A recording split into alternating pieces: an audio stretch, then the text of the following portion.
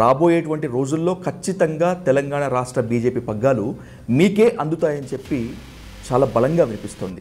నేను పైరు చేసుకుంటాను కాదు, నేను అడుక్కుంటాను అంతకంటే కూడా కాదు. మీకు నిజంగా కోరిక లేదా తెలంగాణ బీజేపీ పగ్గాలు చేపట్టాలని? ఇవన్నీ గిక్కడి నడితే తప్ప పైదాకా పోవు. ఇప్పుడు కాంగ్రెస్ ఎమ్మెల్సీగా ఉన్నటువంటి తీన్మార్ మల్లన్న ఒకనొక దగ్గర సీరియస్గా మాట్లాడుతూ, నాకు రెడ్లు వెలమల ఓట్లు అవసరం లేదు, నా బీసీ బిడ్డలు నాకు ఓట్లు వేస్తే చాలు, నేను ఒక అత్యున్నత పదవులకు వెళ్ళిపోతాను అని చెప్పినటువంటి కామెంట్ చేశారు. ఇట్లా బాధ గీసి నాకు ఎస్సీలే ఓట్లు ఎత్తేయండి, నేను నాకు బీసీలు మాత్రమే ఓటేయండి అని చెప్పి ఎవరు అనుకుంటున్నారు. తీన్మార్ మల్లన్న వెనుక ఈటెల ఉన్నారు, అందుకే బీసీ నినాదం ఎత్తుకున్నాడు అని ఒక టాక్. స్ట్రీట్ ఫైట్ చేయడు, బాగా ఉంటాడు. ఉంటే నీ దొడిదాన్ని ఎందుకు ఉండాలి చెప్పండి.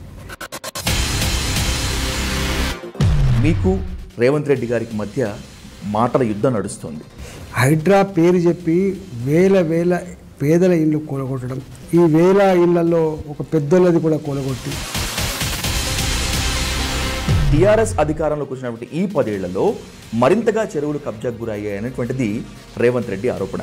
ఇవన్నీ కూడా దొంగలు వీళ్ళు ఆక్రమించుకున్నారని చెప్పి ముద్రేసే ప్రయత్నం.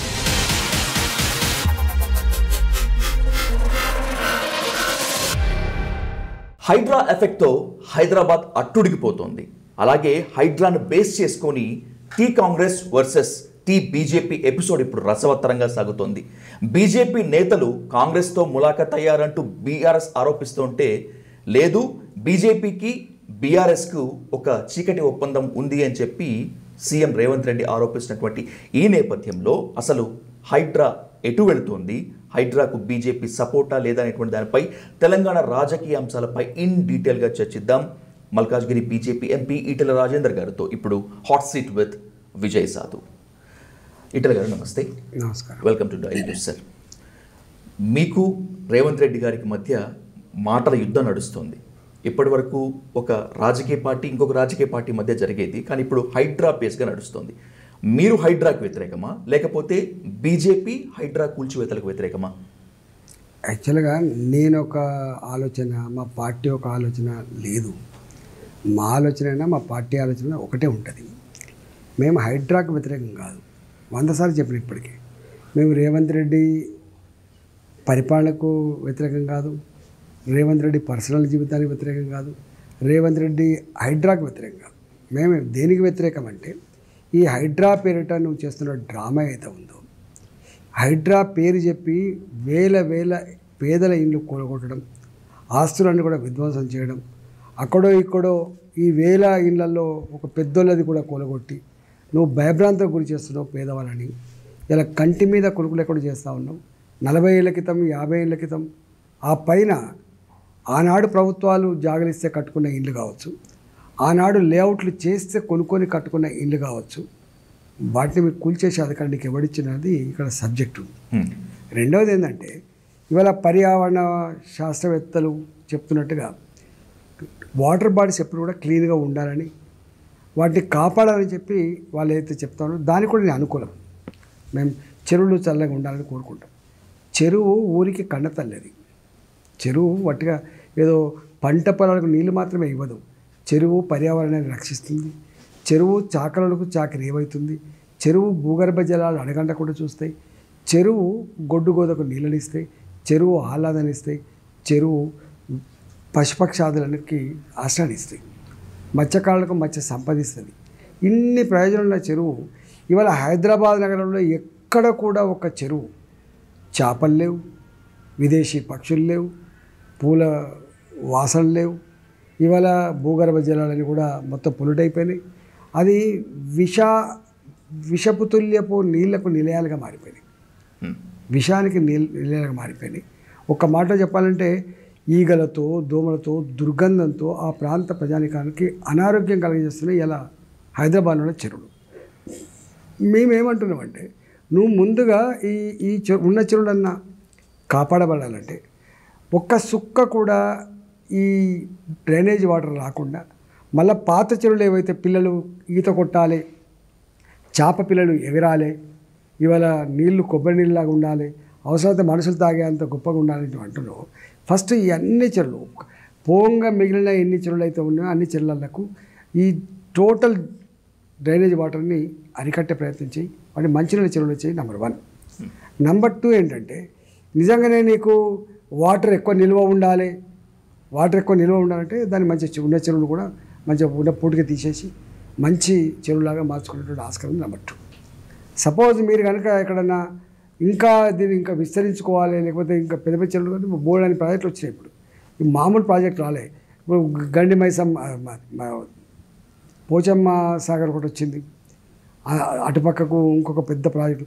ఇవాళ అనేక వాటర్ బాడీస్తో ఉన్నటువంటి పెద్ద పెద్ద ప్రాజెక్టులు వచ్చినాయి. రంగనాథ సాగర్ వచ్చింది, మిడిమానేరు వచ్చింది, పాత ఎల్ఎండి ఉన్నది, మల్లన్న సాగర్ వచ్చింది, కొండ పోచమ్మ సాగర్ వచ్చింది. ఇవాళ గోదావరి మీద కట్టబడేటువంటి ఈ వాటర్ బాడీస్ని ఆనుకొని గొప్ప మీరు పర్యాటక కేంద్రాలు చేయదలుచుకుంటే బ్రహ్మాండంగా చేసుకోవచ్చు. ఇక్కడ ఇప్పుడు వందల వేల పేదల ఇళ్ళు కూలగొట్టి వీటిని ఏదో పర్యాటక కేంద్రాలు చేస్తా అంటే ఇది అయ్యేది కాదు, ఇది మంచి పద్ధతి కాదు అని చెప్పేది మా కొట్లాట తప్ప ఇంకోటి కాదు. అందువల్ల ఇవాళ చెర్లల్లో ఉండే భూములన్నీ కూడా అవి బఫర్ జోన్లో ఉన్నాయా, అవి ఎఫ్టీఏలో ఉన్నాయా నాకు తెలియదు. కానీ బఫర్ జోన్లో ఉన్నా ఎఫ్టీఏలో ఉన్నా ఒకవేళ అవి పట్టా భూములు అయినప్పుడు ఆ పట్టా భూములు ఆనాడే 40 ఏళ్ళ క్రితం 50 ఏళ్ళ క్రితం లేఅవుట్లు కాబడి వాటి అమ్ముకుంటే ఇలా 2-3 చేతులు మారిన తర్వాత ఆ భూములు కొనుక్కున్న పేదలు కట్టుకున్న ఇల్లు కూలగొట్టడం అనేది ధర్మత కాదనేది మా భావన. అందువల్ల ఇవాళ నువ్వు అంత కాపాడుకోవాలంటే పెద్ద బ్రహ్మాండమైనటువంటి హుస్సేన్ సాగర్ ఉన్నది, అన్ని గవర్నమెంట్ స్ట్రక్చర్స్ అవి ఉన్నాయి, వాటి చేసుకో. ఇలా ఉస్మాన్ సాగర్ ఉన్నది, హిమాయత్ సాగర్ ఉన్నది. ఇలా పర్యావరణానికి గొప్ప కేంద్రాలుగా వెలిసిల్లాలంటే ఆచరణ చేసుకోండి. పెద్ద వాటర్ బాడీస్ అవి. ఆ పక్కకే ఉన్నటువంటి మన కొండలు ఉన్నాయి, ఏ నీళ్ళు అయితే అక్కడి నుంచి వస్తాయో బ్రహ్మాండమైన కొండల్ని వాటి చేసుకో. కానీ ఇప్పుడు కొన్ని లక్షల మంది పేదోళ్ళ జీవితాలతో చెలగాటమాడి వాళ్ళ కళ్ళలో మట్టి కొట్టి వాళ్ళు కట్టుకున్న గూడు చెదరగొట్టి నువ్వు పర్యావరణ పెట్టంటే ఇది కుదిరేది కాదు. 2 మూడోది ఏంటంటే ఒకవేళ నువ్వు చేయదలుచుకుంటే ఇప్పటికైనా ఆక్రమించుకోకుండా కట్టబడకుండా ఉన్నటువంటి చెర్లల్లో ఉండే ప్రైవేట్ భూములతో అక్వైర్ చేయి. వాట్ ఈజ్ రాంగ్ చెప్పండి. అక్వైర్ చేయి వాళ్ళ భూమి ఇస్తావా, ఇది ఒక ఆస్పెక్ట్. రెండవది ఏంటంటే అతి ముఖ్యమైనది, ఇవాళ మేము మూసీ నది ప్రక్షాళనకు వ్యతిరేకం కాదు, మా పార్టీ వ్యతిరేకం కాదు, ఏం వ్యతిరేకం కాదు. నల్లగొండ జిల్లా మొత్తం మూసీ కంపుతో ఇవాళ భూగర్భ జలాలు అడగంటిపోయి వాళ్ళ పంటలన్నీ కూడా స్పాయిల్ అయిపోయి వాళ్ళు ఏదో అనారోగ్యం పాలవుతారని చెప్తున్నారు. ఇలా నల్లగొండ 2 శాపాలు అయిపోయినాయి. ఒకటేమో ఫ్లోరైడ్ శాపంతో బాధపడుతున్నటువంటి వాళ్ళు, రెండవది మూసీ నదితో బాధపడుతున్నారు. మేమేమంటున్నామంటే నిజంగానే కనుక నీకు ఆ కన్సర్న్ ఉంటే నల్లగొండ రైతాంగానికి, నల్లగొండ ప్రజానికానికి ఆరోగ్యం కాపాడే భావన కనుకుంటే, లేదా ఈ మూసి చుట్టుపక్కల ఉన్నటువంటి ప్రాంత ప్రజానికానికి ఈ భూగర్భ జలాలన్నీ కూడా పొల్యూట్ అయిపోయి మొత్తం అనారోగ్య పాలవుతున్న భావన నీకు నిజంగా ఉంటే, నేనేమంటున్నానంటే మొట్టమొదటిగా ఆ మూసీలో పారేటువంటి నీళ్ళు ఏవైతున్నాయో సుక్క కూడా పొల్యూట్ కాకుండా ఫస్ట్ చెయ్యి. దానికి ఏ ఇల్లు కూలగొట్టాల్సిన అవసరం లేదు, ఏ గుడిసె చెదరగొట్టాల్సిన అవసరం లేదు, దానికి ఎఫ్టీఏ లేనిది బఫర్ జోన్ చేయాల్సిన ఫస్ట్ ఈ పని చేసుకోవచ్చు. ఆ మూసిలో పారేటువంటి నీళ్లు ఎక్కడి నుంచి వస్తున్నాయి, వాటి యొక్క లక్షణాలు ఏంటివి, అవి ఎట్లా ట్రీట్ చేయొచ్చు, ఫస్ట్ ఆ పని చేసిన తర్వాత నీవేమంటున్నావు, నెక్స్ట్ వరదలు రాకుండా చూడాలని నువ్వు మనం లెక్కించేది చెప్పినట్టుంది. 1.5 lakh క్యూసెక్స్ ఆఫ్ వాటర్ ఇలా పోతాయని చెప్తున్నావు. ఆ 1.5 lakh క్యూసెక్ నీళ్ళు పోవడానికి నిష్ఠాలతో మీరు చర్చించి దాని డెప్త్ ఎంత ఉండాలి, దాని ఎట్లా సిమెంట్ కాంక్రీట్ వాల్స్ కట్టాలి, ఎంత కడితే మనకు పోతాయో చేయండి, మాట్లాడుకుందాం. అప్పుడు ఈ నది సరిపోకపోతే ఎక్కడెక్కడ ఇల్లు తీసేయాలి, ఆ ఇల్లు ఆ జాగా విలువ ఎంత, కట్టుకున్న బంగ్లా విలువ ఎంత, ఎంతమందిని రిప్లేస్ చేయొచ్చు నువ్వు ఒక చెయ్యి తప్ప. ఇప్పుడు నువ్వు ఏం చేస్తున్నావు, ఇవాళ ఆనాడు కొనుక్కొని కట్టుకున్న ఇల్లు ₹1,00,00,000 నుంచి ₹5 కోట్ల విలువ అయితే మీరు చక్కన ₹5 లక్షల విలువ చేసేటువంటి డబుల్ బెడ్రూమ్ ఇస్తామని చెప్పి, ఇలా డబుల్ బెడ్రూమ్ హైదరాబాద్ ఎంత ఉంటుందంటే 7,50,000 పెడితే డబుల్ బెడ్రూమ్ కట్టిండ్రు. వాళ్ళు చెప్తారు లెక్క. గ్రామాల్లో అయితేనేమో ₹5,04,000, పట్టణాలు అయితేనేమో ₹7-7.5 లక్షల పెట్టి కడుతుంది. నువ్వు ₹5 కోట్ల ఇల్లు తీసుకుంటా, నేను ₹5 లక్షల ఇల్లు ఇస్తా అంటే ఇది ఎక్కడ న్యాయం అండి చెప్పండి. అందుకని మీరు ఉసిగొల్పే ప్రయత్నం చేయడము, మసిపూసి మాడికాయ చేసే ప్రయత్నం చేయడం, రేవంత్ రెడ్డి గారి మాటల చాతుర్యంతో ఇతరుల మీద బురద చల్లే ప్రయత్నం బంద్ చేసి, నిజంగా నీకు నిజమైనటువంటి ప్రజల మీద ప్రేమ నిజమే అయితే, ఈ హైదరాబాద్ బాగుపడాలని నిజమే అయితే, ఆరోగ్యవంతంగా ఉండాలని కనుక నిజమే అయితే కూర్చో, అన్ని పార్టీ వాళ్ళతోటి మాట్లాడు, నిష్ఠాలతో మాట్లాడు, దీనికి ఒక పరిష్కారం చేయ తప్ప, లేకపోతే ఏది లేకుండా డబ్బులు ఎక్కడి నుంచి వస్తాయో ఇప్పటిదాకా చెప్పలేదు. 1,00,000 కోట్లు ఏ బ్యాంక్ ఇస్తుందో చెప్పలేదు మీరు, దాని డిపిఆర్ ఉందో చెప్పలేదు మీరు, ఏం చేయబోతుందో చెప్పలేదు మీరు. ఇంత పెద్ద ప్రాజెక్టు ఇప్పుడు ఇప్పటికే మీరే చెప్తున్నారు, కాళేశ్వరం పేరిట ₹1,00,000 గోదావరి పాలన అని చెప్పి మీరు చెప్తున్నారు. ఇలా వాళ్ళు చేసిన కాబట్టి మీరు చేస్తారా చెప్పండి? చేసింది కాబట్టి కదా వాళ్ళ కోర్టు లేకుండా ఇలా ఊడగొట్టింది. ఇలా అనేక రకాల తప్పులు చేసింది కాబట్టి మన పోయి మల్లన్న సాగర్లో కాంగ్రెస్ పార్టీ వాళ్ళు ధర్నా పెడుతున్నారు. నేను అంటున్నా ఏంటంటే, ఆనాడు మల్లన్న సాగర్లో ముంచినటువంటి గ్రామాలు కావచ్చు, కొండపోచమ్మ సాగర్లో ముంచిన గ్రామాలు కావచ్చు, ఇవాళ గుంజుకున్న భూములు కావచ్చు, కాలువల కోసం కావచ్చు, అవి ఇతరత్ర పనుల కోసం కావచ్చు, గుంజుకునే కావచ్చు, వాటన్నిటి ఫలితమే కదా ఇలా బీఆర్ఎస్ పార్టీ ఊడగొట్టింది. వాళ్ళు చేసే మిస్టేక్ నువ్వేం చేస్తావు చెప్పండి? ఆనాడు మీరు బీఆర్ఎస్ పార్టీ సరైన కంపెన్సేషన్ ఇస్తలేదని, వాళ్ళకి ఇవ్వాల్సిన బెనిఫిట్స్ రావట్లేదని మీరు ఏ ఉద్యమాలు చేపట్టే ప్రయత్నం చేసిండ్రో, ఆనాడు మిమ్మల్ని జైల్లో పెట్టిండ్రు అని చెప్పిండ్రు, మిమ్మల్ని కొట్టించని చెప్పిండ్రు, కేసులు పెట్టించని చెప్పిండ్రు కదా. మరి ఇవాళ నువ్వు అదే పని చేస్తావా చెప్పండి? వాళ్ళు చేసే పని మీరు చేయడం కాదు కదా. వాళ్ళు చేసిన దానికి భిన్నంగా ఆ గతంలో ఏ తప్పులు జరిగినాయో, ఏ తప్పుల వల్ల ప్రజలు బాధపడరో అవి లేకుండా చేయాలి కదా మీరు. అందువల్ల మేము ఎక్కడ కూడా మాది ఏదో రేవంత్ రెడ్డి వర్సెస్ ఈటల రాజేందర్ గారు, లేదా రేవంత్ రెడ్డి ప్రభుత్వం వర్సెస్ ఈటల రాజేందర్ గారు, ఇవన్నీ ఏం మాకేం గ్లామర్ కావాలి, మేమేం పరిచయంలో కూడా లేము. 25 సంవత్సరాలుగా ఈటల రాజేందర్ అనేవాడు ఎవరో ఈ తెలంగాణ సమాజానికి సంపూర్ణమైన అవగాహన ఉన్నది. ఇవాళ ఏదో రేవంత్ రెడ్డి గారితో పంచాయతీ పెట్టుకుంటే నేను ఈటల రాజేందర్ గారి ఫిలాసఫీ ఇది అని చెప్పాల్సి అక్కర్లేదు. నేను ఆనాటి నుంచి వెళ్ళి ఈనాటి వరకు పీడిత ప్రజల పక్షాన ఉండేదాన్ని, హక్కులు హరణం కాబడుతున్నప్పుడు హక్కుల కోసం ఉద్యమించేటువంటి వాడిగా, ఎక్కడ అన్యాయం ఉన్నా, ఎక్కడ అక్రందనలు ఉన్నా కూడా దానికి మద్దతు ఇచ్చేవాడిగా ఉన్నాం తప్ప, మేము అనేక మంది ముఖ్యమంత్రులతో కొట్లాడినటువంటి చరిత్ర ఉంది తప్ప, ఏదో ఇప్పుడే మేము కొత్తగా పుట్టొచ్చినట్టుగా, ఇప్పుడే మేము కొద్దిగా ఉద్యమాలు చేస్తున్నట్టుగా, ఇప్పుడే ఇట్లాంటి వాటి గురించి మాట్లాడుతున్నట్టుగా వాడు చెప్పడం అనేది తప్పండి. ఇంతకు ముందు మీరు చాలా క్లియర్గా చెప్పారు, ఇప్పుడు కూడా what is your vision on Musi and by some way ఆ బ్యూటిఫికేషన్ మీద కూడా క్లియర్గా చెప్పారు. అయినప్పటికీ కూడా ఓట్ల కోసమే, పాలిటిక్స్ కోసమే చేస్తున్నారని చెప్పి రేవంత్ రెడ్డి అంటున్నారు. సరే, ఆరోపణలు మొత్తం ఒక ఎత్తు. ఈటల గారు, మీరు డిమాండ్ చేసినట్లు ఒక డిపిఆర్తో, ఇంకొక విజన్తో రేవంత్ రెడ్డి సర్కార్ కనుక ముందుకు వస్తే will you go for consensus? 100% మాకేం అభ్యంతరం లేదండి. మీరు పేదల ఇల్లు ముట్టుకోకుండా మొట్టమొదటిగా నువ్వు చేయాల్సింది, మూసీ నదిలో ఒక సుక్క కూడా దుర్గంధపూరితమైన నీళ్ళు లేకుండా, విషాన్ని నింపేటువంటి నీళ్ళు లేకుండా, ఇవాళ వాగులు వెనుకడి వాగుల లెక్క కనుక పారిస్తే తప్పకుండా మేము సహకరిస్తాం. కానీ దాని పేరిట మీరు ఈ బఫర్ జోన్ అని ఇంతకుముందు చెప్పినట్టుగా FTL అని చెప్పి కాలనీ కూలగొట్టే ప్రయత్నం చేస్తే మాత్రం ఒప్పుకునే ప్రసక్తి లేదు. నాడు హైకోర్టు నుంచి నిన్న డిప్యూటీ సీఎం బట్టి విక్రమార్క ప్రెస్ మీట్ వరకు FTL ఇప్పటి వరకు సరైనటువంటి విధి విధానం లేదు, ఇక ముందు FTL ఏంటో, బఫర్ జోన్ ఏంటో, అలాగే మిగతా రివర్ బెడ్ ఏంటో క్లియర్ చేస్తామని చెప్పి నిన్న చెప్తున్నారు.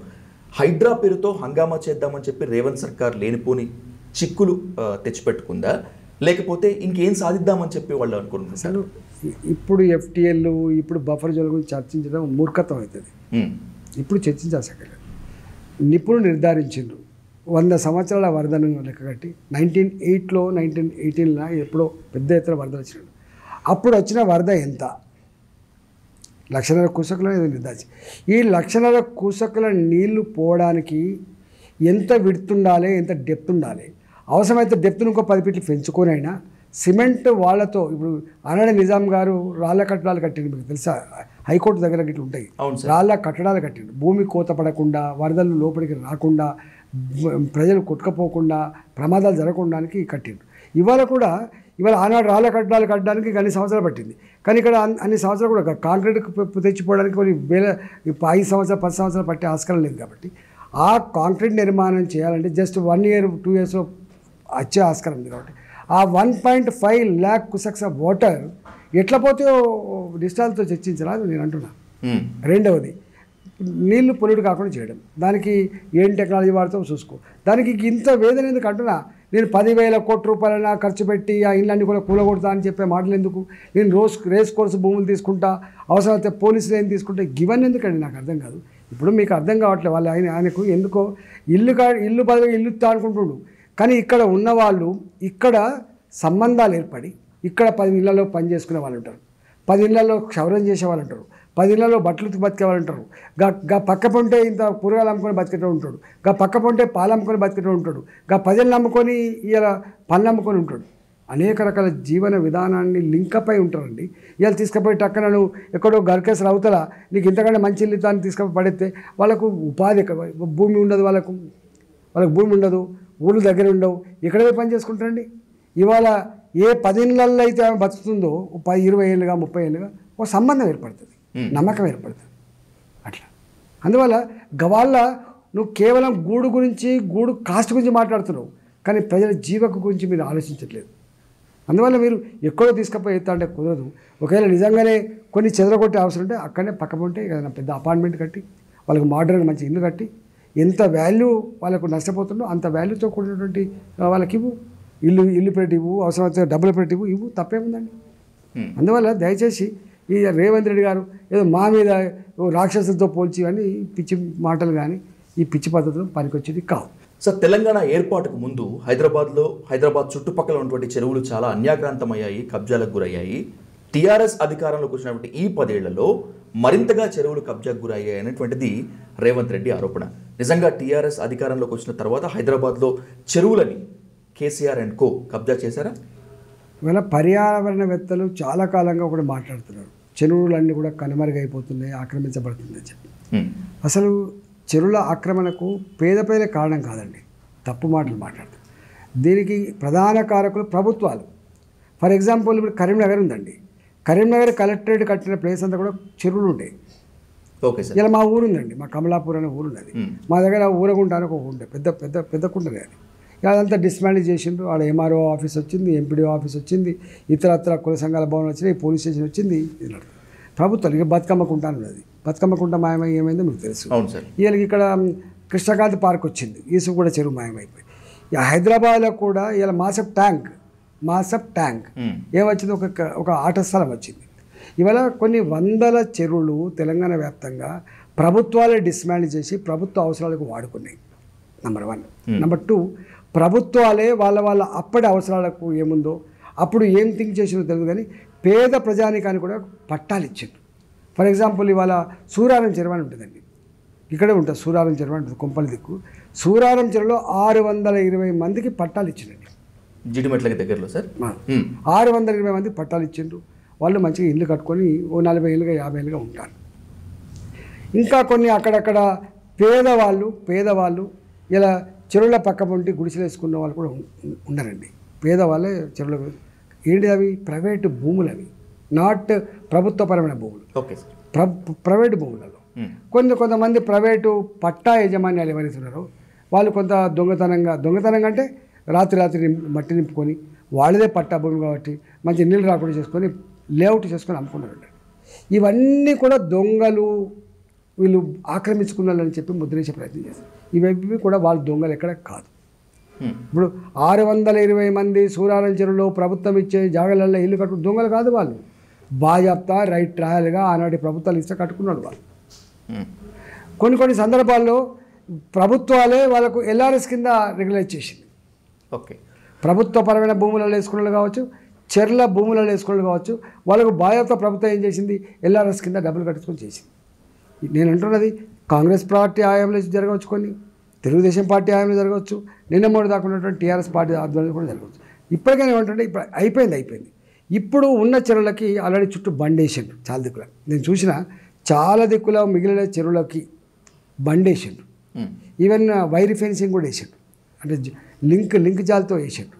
కాబట్టి వీటిని నేను ఏమంటున్నా, ఉన్న మిగిలిన చెరువులన్నా కూడా ఒక్క చెరువు కూడా మళ్ళీ డిస్మాండిల్ కాకుండా, ఆక్రమణకు గురి కాకుండా వాటిని అట్టే ప్రొటెక్ట్ చేస్తూ వాటిని మొత్తం పూటికి తీసి వాటిని అవసరమైతే డెప్త్ కొట్టి కొంత మంచినీళ్ళే, ఇప్పుడు వర్షం నీళ్ళు మాత్రమే వచ్చినట్టు చేసి వాటిని మంచినీటి చెరువులుగా మార్చే ప్రయత్నం చేయండి, తప్పు కాదు. ఇప్పటికైనా ఉన్న చెరువులన్నా కనీసం మంచిగా ఉంటాయి.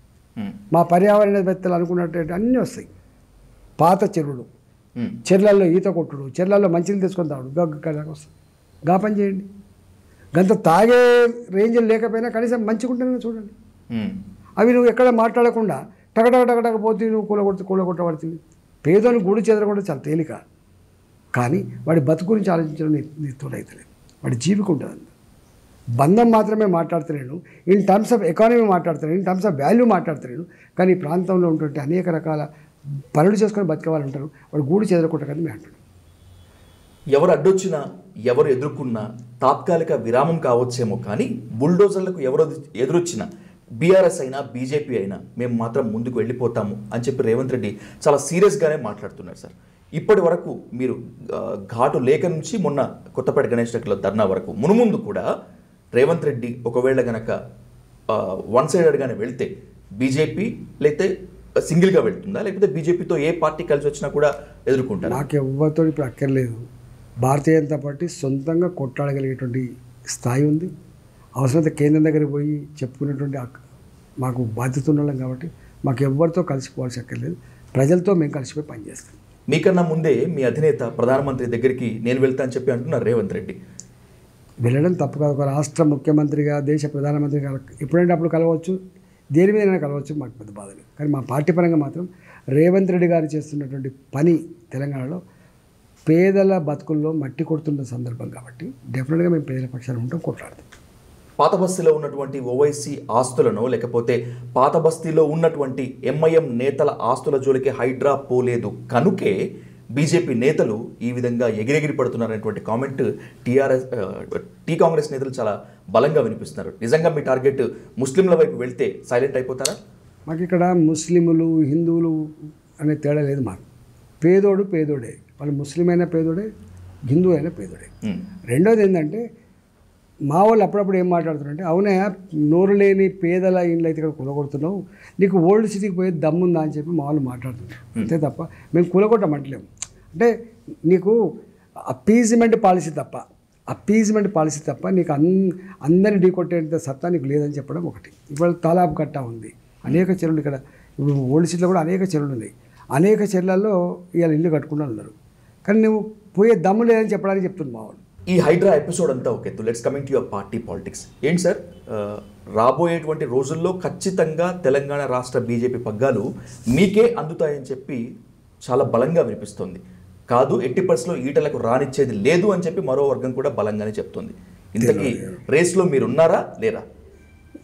నేను కోరుకుంటూ పదవి రాదు నాకు. మా పార్టీ నాకు కెపాసిటీ ఉందని గుర్తించి ఇది ఇవ్వాలనుకుంటే ఇస్తుంది కావచ్చు. కానీ నేను పైరు చేసుకుంటాను కాదు, నేను అడుక్కుంటాను అంతకంటే కూడా కాదు.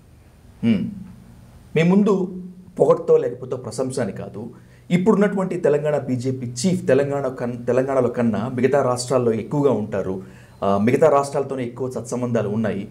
Why not Etela better than Kishan Reddy or any other else అనేటువంటిది బలంగా వినిపిస్తోంది. మీకు నిజంగా కోరిక లేదా తెలంగాణ బీజేపీ పగ్గాలు చేపట్టాలని? నాకు కోరిక లేదు.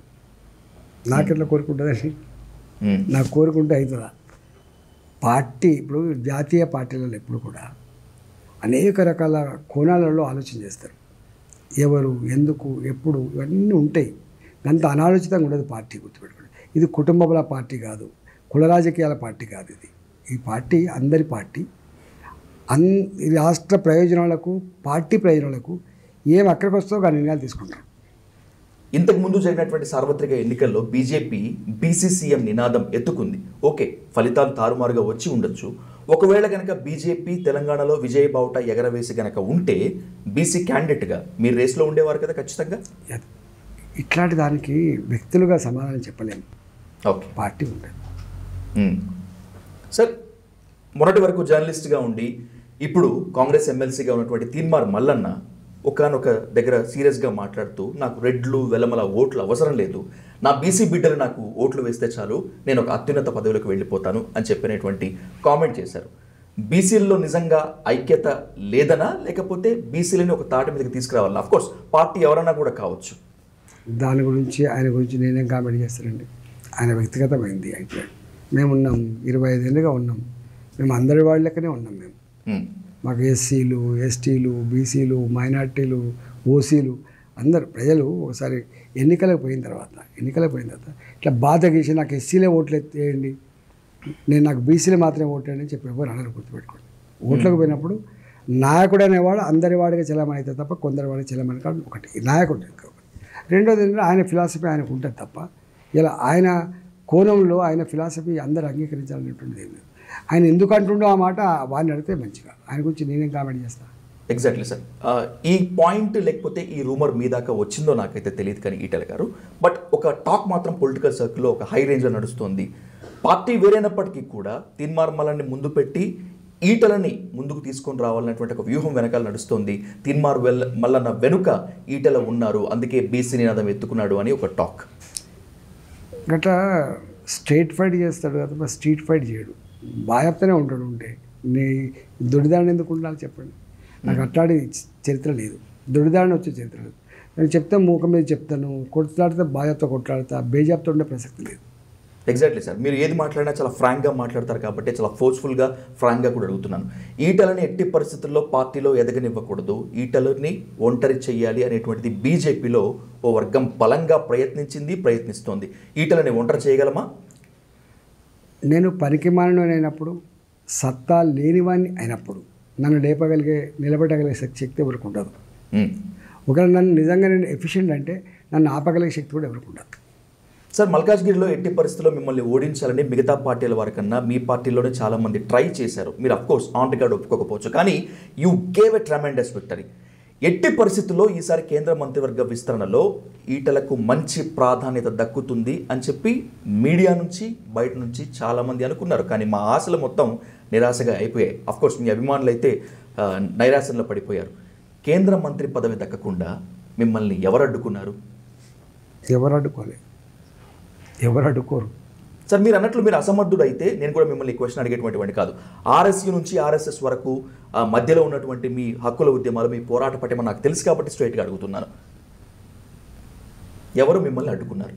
మమ్మల్ని ఎవరు అడ్డుకోరండి. టెంపరీ అక్కడక్కడ మాటలు రూమర్స్ వస్తే తప్ప ఇలా మా హైకమాండ్, మా పార్టీ హైకమాండ్ గంత అనాలోచితంగా ఉంటుందని, గంత పేలవంగా ఉంటుంది అనుకుంటారా మీరు? అన్ని రకాల వ్యక్తుల పరంగా, రాష్ట్రాల పరంగా అన్ని రకాల సమాచారం లేకుండా ఉంటే పార్టీ దేశవ్యాప్తంగా నడపలేము. ఇలా మా పార్టీకి ఎంత నెట్వర్క్ ఉంటుంది, ఎంత ఆలోచన ఉంటుంది, ఎంత అనుభవం ఉంటుంది, ఇన్ని ఉంటే ఇక్కడ రావాలి చెప్పండి. ఇలా గింత పెద్ద దేశాన్ని పాలించే పార్టీ 2 సార్లు అధికారం చెలాయించుకొని 3వ సారి ముచ్చటగా వచ్చిన పార్టీ మాది. గా పార్టీని పట్టుకొని వీళ్ళు అడ్డుకుంటున్నారు, వాళ్ళు గవి నడతాయా? ఈ అడ్డుకులు, ఈ కుట్రలు, ఈ గుసగుసలు ఇవన్నీ ఇక్కడే నడితే తప్ప పైదాకా గుర్తుపెట్టుకోండి. చాలా స్ట్రెంగ్త్ ఉన్నటువంటి పార్టీ బీజేపీ అంటే ఐకమత్యానికి మారుపేరు. కానీ తెలంగాణ బీజేపీలో మాత్రం గ్రూపులు ఎక్కువైపోయాయి. ఎందుకంటే మహేశ్వర్ రెడ్డి ఆయన ఒక ప్రెస్ మీట్లు పెట్టుకుంటారు, ఆయన ఒక డిమాండ్లు చేస్తారు. కిషన్ రెడ్డి ఎక్కడ ఉంటారో తెలియదు. ఇక మిగతా వాళ్ళ గురించి చెప్పుకోవాల్సిన పని లేదు. ఏంటి నిజంగా తెలంగాణ బీజేపీలో ఐకమత్యం లోపించిందా? గ్రూపులు కట్టుకుంటున్నారు? తప్పుడు సమాచారం ఉంది. మా దాంట్లో అందరం యునైట్గా ఉన్నాం, ఐక్యతతో ఉన్నాం, ఒకటితో ఉన్నాం. మేము ఎవరి పనులు వాళ్ళు. కిషన్ రెడ్డి గారు జమ్మూ అండ్ కాశ్మీర్లో పార్టీకి అవసరం ఉంది, వారు కేంద్ర మంత్రి కాబట్టి పోతారు. నేను ఈ మూసి ప్రక్షాళన, ఇక్కడ చెరువుల కూల్చివేతలు నేను పోయినా, మా మహేశ్వర్ రెడ్డి గారు వాళ్ళు దిక్కుపోయినారు. అందరం ఒకటే పద్ధతిలో ప్రజల పనులలో ఉన్నాం తప్ప పార్టీని స్ట్రెంథెన్ చేసి దాంట్లో ఉన్నాం తప్ప ఎక్కడ విడివిడి లేము. ఒక హైడ్రా యాజిటేషన్ తప్పితే తెలంగాణలో కాంగ్రెస్కి బలంగా వాయిస్ బీజేపీ వినిపించలేకపోతుంది అనేటువంటి విమర్శ చాలా బలంగా ఎదుర్కొంటున్నారు. ఎందుకని కాస్త సాఫ్ట్ టౌన్లో కనిపిస్తుంది? ఎక్కడ సాఫ్ట్ ఉండే ప్రసక్తి లేదు. మొన్ననే ఎన్నికలైనాయి. మేము కూడా అధికారం నడుపుతున్న పార్టీగా ఏ పార్టీకైనా ప్రభుత్వానికి ఒక అవకాశం ఇవ్వాలి. ఓ 6 నెలల్లో ఏడాదో అవకాశం ఇస్తే అప్పుడు మనం మొదలుపెట్టచ్చు. కానీ 9 నెలలకే ఇప్పుడు మేము వాళ్ళ మీద ఏం శాపనార్థాలు పెడతాము, ఏం గత చేద్దాం? ప్రజలు చూస్తున్నారు కదా, ప్రజలంతా గమనిస్తున్నారు.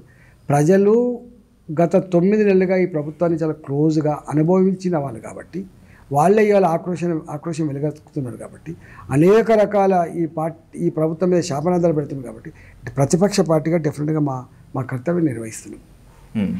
తెలంగాణలో ఎట్టి పరిస్థితుల్లో మళ్ళీ పుంజుకోవాల్సిందే అని చెప్పి చంద్రబాబు నాయుడు స్కెచ్ వేసినట్లుగా కనిపిస్తోంది. దానిలో భాగంగానే నిన్న పెళ్లి పత్రిక అనేటువంటి సాకు తీసుకొని మల్లారెడ్డి, ఆయన అల్లుడు అండ్ బదేశంబే తిగల కృష్ణారెడ్డి, మాధవ కృష్ణారావు వెళ్ళి కలిశారు అనేటువంటిది మన ఓపెన్ సీక్రెట్. తిగల కృష్ణారెడ్డి తన ఇది కూడా చెప్పారు.